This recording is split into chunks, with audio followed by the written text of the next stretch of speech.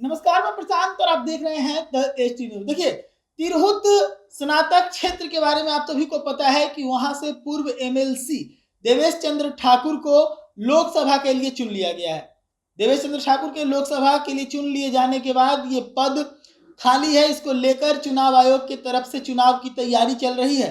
ऐसे में पार्टियों के तरफ से, जो भी राजनीतिक पार्टियां हैं बिहार के, उनके तरफ से भी चुनावी तैयारियां जोर शोर से चल रही है। यानी ये कहें कि अब अंतिम रूप में है, क्योंकि तिरहुत स्नातक क्षेत्र के लिए इंडिया और एनडीए दोनों ही तरफ से प्रत्याशी मैदान में उतार दिए गए हैं। चुनावी जंग से पहले दोनों प्रत्याशी की तैयारी अब काफी मजबूती से हो रही है। दोनों ही तरफ से प्रत्याशियों को काफी मदद भी मिल रहा है पूरे गठबंधन के तौर पर। तो चलिए नाम सामने करते हैं। सबसे पहले जदयू के तरफ से देवेश चंद्र ठाकुर के जगह पे उनके उत्तराधिकारी के रूप में, या फिर ये कहें कि उनके खाली हुए स्थान पर अभिषेक झा को उतारा गया है। यानी कि जदयू की तरफ से जो दावेदारी पेश करेंगे वो अभिषेक झा होंगे। अभिषेक झा पर एक नजर डालें तो अभिषेक झा एक कुशल प्रवक्ता रहे हैं जदयू के। काफी मजबूती से अपनी पार्टी की बातों को मीडिया के सामने रखने के लिए अभिषेक झा जाने जाते हैं। लगातार जो है पार्टी के तरफ से पार्टी के जो बयानात हैं वो अभिषेक झा देते रहे हैं, जिसको लेकर पार्टी काफी खुश भी रही। इसी के इनाम के तौर पर अभिषेक झा को इस एमएलसी के टिकट के तौर पर गिफ्ट दिया गया। तो वहीं पर अभिषेक झा के सामने राजद ने गोपी किशन को मौका दिया है।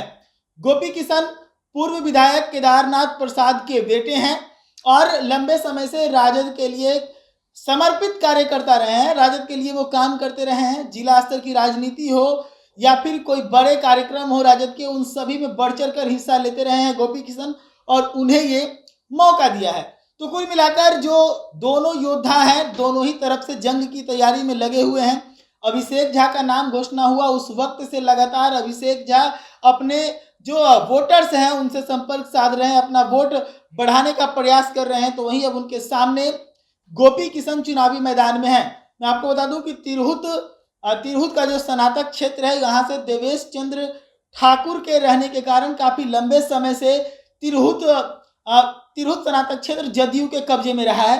तो यानी कि वहां पर जहां जदयू की इज्जत बचाने की जिम्मेदारी देवेश चंद्र ठाकुर के उत्तराधिकारी के रूप में अभिषेक झा के ऊपर होगी, तो वहीं पर जदयू के तिलस्म को तोड़ने की जिम्मेदारी अब वहां पर गोपी किशन के ऊपर होने वाली है।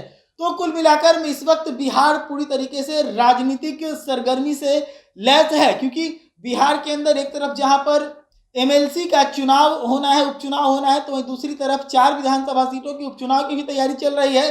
तो तीसरे तरफ बिहार के लिए 2025 विधानसभा मुख्य चुनाव जो है उसकी भी तैयारी चल रही है, और इसको लेकर सभी दलों के नेता एक दूसरे को कमतर दिखाने का प्रयास कर रहे हैं, जनता में विश्वास पाने का प्रयास कर रहे हैं।